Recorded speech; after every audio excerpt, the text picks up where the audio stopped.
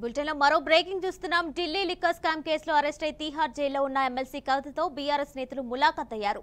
ఈ మేరకు బీఆర్ఎస్ నాయకులు ఆర్ఎస్ ప్రవీణ్ కుమార్, మాజీ ఎమ్మెల్యే బాల్క సుమన్ కవితను జైల్లోనే కలిశారు.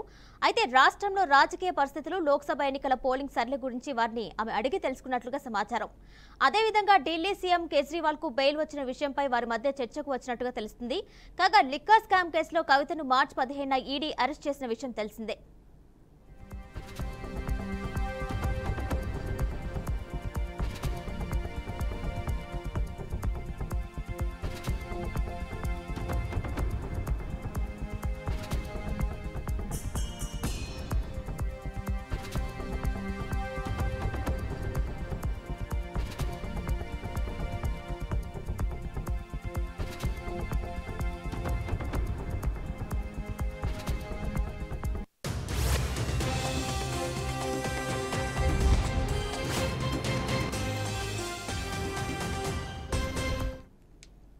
ఢిల్లీ లిక్కర్ స్కామ్ కేసులో అరెస్ట్ అయి తీహార్ జైల్లో ఉన్న ఎమ్మెల్సీ కవితతో బీఆర్ఎస్ నేతలు ములాఖత్ అయ్యారు. ఈ మేరకు బీఆర్ఎస్ నాయకులు ఆర్ఎస్ ప్రవీణ్ కుమార్, మాజీ ఎమ్మెల్యే బాల్క సుమన్ కవితను జైల్లోనే కలిశారు.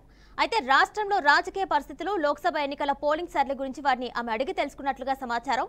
అదేవిధంగా ఢిల్లీ సీఎం కేజ్రీవాల్ కు బెయిల్ వచ్చిన విషయంపై వారి మధ్య చర్చకు వచ్చినట్టు తెలిసింది. కాగా లిక్కర్ స్కామ్ కేసులో కవితను మార్చి 15న ఈడీ అరెస్ట్ చేసిన విషయం తెలిసిందే.